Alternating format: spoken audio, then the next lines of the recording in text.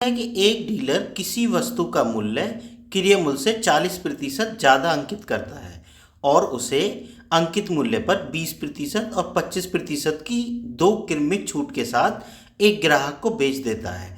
यदि उसे 140 रुपये की हानि होती है तो उस वस्तु का क्रय मूल्य ज्ञात कीजिए। ठीक है ना, तो उसका हमें क्रय मूल्य ज्ञात करना है। देखो बच्चों, इसके लिए आप क्या करो, मान लेते हैं कि वस्तु का क्रय मूल्य 100 रुपये था। अभी हम मान के चल रहे हैं बात, ठीक है।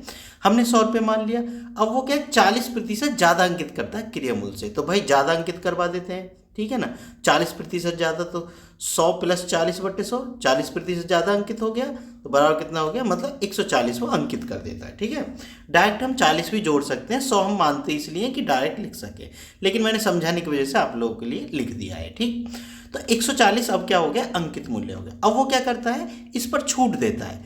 पहली छूट देता है 20% की, तो भाई देखो छूट कैसे देते हैं, 100 - 20/100।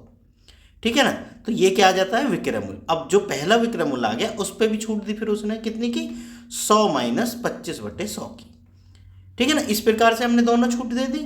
अब जो विक्रय मूल्य आएगा हमारा उसको देखते हैं कितना आता है। ठीक है ना, इसको कैलकुलेट कर लेते हैं। तो पहले मैं लिख लेता हूँ, ये 140 गुना कितना है, 80/100 और गुना ये कितना है, 75/100। अब देखो बच्चों कितना आया है, काट पीट के देखते हैं इसको जरा।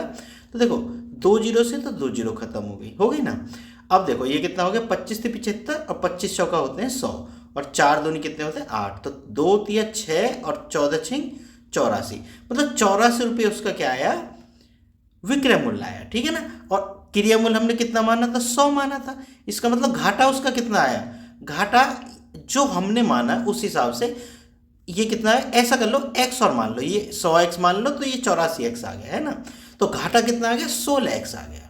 ठीक है बच्चों, बात समझ में आ गई ना भाई, 100 का क्रय मूल्य था और विक्रय मूल्य कितना है, 84x। ठीक है ना, तो 16 का घाटा आ गया। x चाहो तो मान लो, नहीं तो अगर ऐसे ही अंदाजा लगाना चाहो तो ऐसे भी लगा सकते हो। ठीक है, बराबर कितने का घाटा इसने बताया, 140 रुपये की हानि इसने बताई है, मतलब अपने हिसाब से इसने बोला है 140 रुपये की हानि होती है, हमने निकाला है 16x हानि होती है। 16 भी मान सकते हो, जैसा तुम्हें ठीक लगे। ठीक, तो x बराबर क्या हो गया, या फिर 1 का मान क्या हो गया, जो बच्चे x नहीं मानना चाहते हैं तो 1 का मान क्या हो गया, 140, ठीक है, बटे 16। मैंने x इस वजह से मान लिया कि अंक थोड़ा सा अजीब लगते हैं, है ना। अब थोड़ा डिफरेंस पता चल रहा है कि ये हमने माना है और ये दिया हुआ है। ठीक है, अब वो क्या है, कुल मान कितना माना था हमने, 100x माना है क्रय मूल्य, तो 100x बराबर क्या हो जाएगा भाई, 140/16 और गुना 100 का। ठीक है, अब गुना कर दो भाई, तो देखो ऐसा करो, काट पीट लो, है ना। तो देखो 4 चौक 16 और 4 से इसे भाग देंगे तो 25 बार गया है। ठीक है बच्चों, 4 का भाग दो 140 में, कितनी बार जाएगा, 35 बार। 35 चौका 140 होते हैं, है ना। पहाड़े 50 तक जरूर याद कर लेना बच्चों, तुम्हारे बहुत काम आएंगे।